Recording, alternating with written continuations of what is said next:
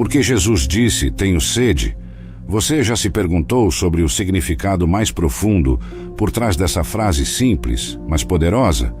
O que esse momento, capturado em apenas 2 palavras no grego original, revela sobre sua experiência humana, sua natureza divina e sua mensagem especial para toda a humanidade? Imagine, no meio da dor, pendurado na cruz, Jesus pronunciou 2 palavras que ressoam através do tempo. Tenho sede. Mas será que ele estava apenas expressando sede física ou havia algo mais nas suas palavras? Neste vídeo, vamos explicar o que Jesus quis dizer quando disse, tenho sede. Vamos mergulhar em 4 partes principais e discutir o que isso significa para nós agora. Este foi um momento realmente difícil para Jesus e não se tratava apenas de estar sedento por água.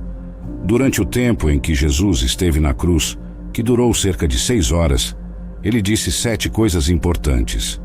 Uma dessas coisas está no livro de João 19, versículo 28, onde se lê: Depois, sabendo Jesus que já todas as coisas estavam terminadas, para que a Escritura se cumprisse, disse, tenho sede.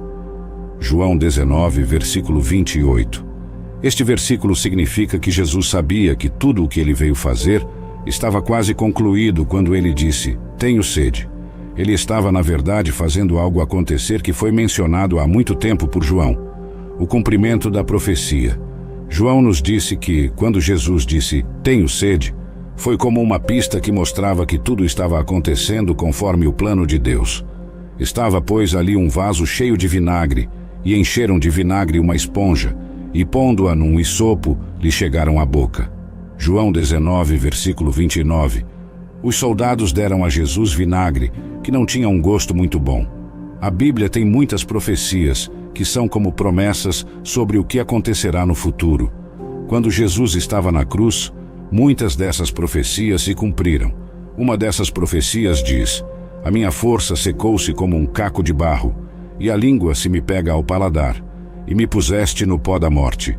Salmos 22, versículo 15. Isso foi escrito muito antes de Jesus nascer, mas descreveu exatamente o que ele sentiu na cruz. É como se o escritor soubesse o que ia acontecer. É como uma imagem de como Jesus se sentiu na cruz.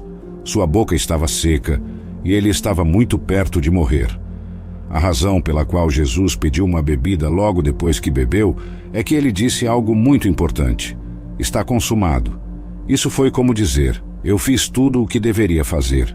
Jesus veio à Terra para realizar uma missão especial, e quando ele disse isso, significava que ele havia terminado essa missão.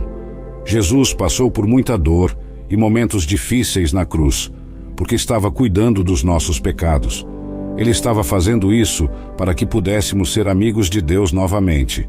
Quando ele disse está consumado, foi como um grito de vitória. Em outras partes da Bíblia, como em Mateus e Lucas, ouvimos que Jesus disse essas coisas em voz alta. Por exemplo, a Bíblia diz, e clamando Jesus com grande voz disse, Pai, nas tuas mãos entrego o meu espírito. E havendo dito isto, expirou. Lucas 23, versículo 46. Então, quando Jesus disse, tenho sede, não era apenas porque ele precisava de um gole de água, mas para fortalecer sua voz, o suficiente para dizer, está consumado de maneira clara e alta. Isso foi um grande feito, porque significava que Jesus havia feito tudo o que precisava fazer para corrigir as coisas entre nós e Deus. Ele era como um herói que completou uma missão muito difícil. Em outras palavras, Jesus disse, tenho sede, para cumprir o que estava escrito sobre ele e para fazer suas últimas palavras serem ouvidas de maneira alta e clara. Foi sua maneira de mostrar que havia completado o trabalho mais importante de todos. Mas há outra parte dessa história que muitas pessoas muitas vezes ignoram. Número 1. As ofertas de vinho. Vamos falar sobre a primeira oferta de vinho, que também pode estar ligada à declaração de Jesus sobre a sede na cruz. O hisopo. Primeira oferta. João nos diz que eles usaram uma planta de hisopo para levantar a esponja até Jesus. Isso é interessante porque o hisopo era usado no passado para importantes rituais religiosos. Atividades como durante a primeira Páscoa e para a purificação. Antes de ser crucificado, Jesus foi oferecido vinho amargo.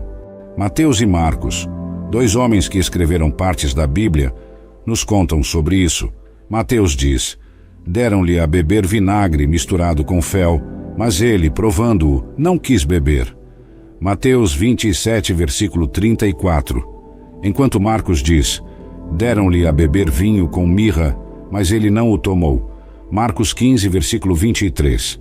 Esse vinho era como um analgésico destinado a ajudar aqueles que estavam prestes a sofrer. Algumas mulheres bondosas em Jerusalém davam essa bebida, que tinha um pouco de incenso, às pessoas condenadas, apenas para ajudá-las um pouco.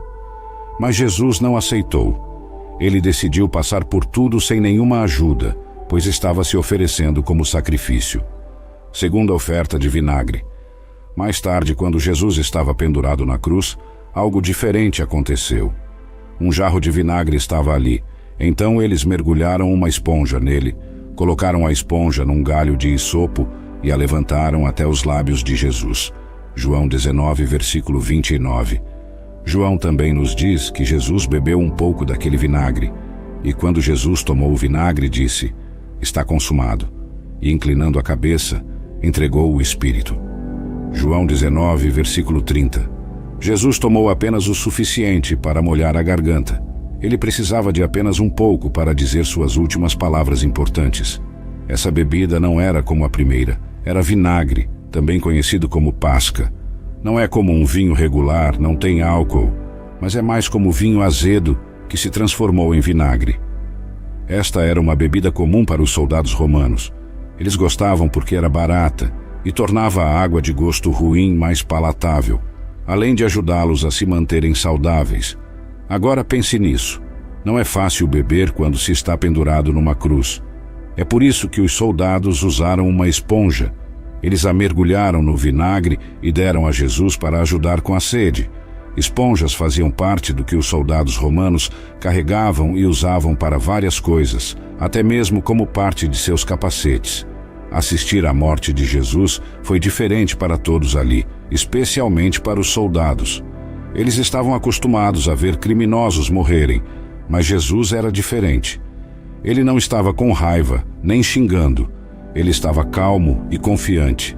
Isso nos lembra algo que Pedro, um dos discípulos de Jesus, escreveu mais tarde: o qual não cometeu pecado, nem na sua boca se achou engano, o qual, quando o injuriavam, não injuriava, e quando padecia, não ameaçava, mas entregava-se àquele que julga justamente.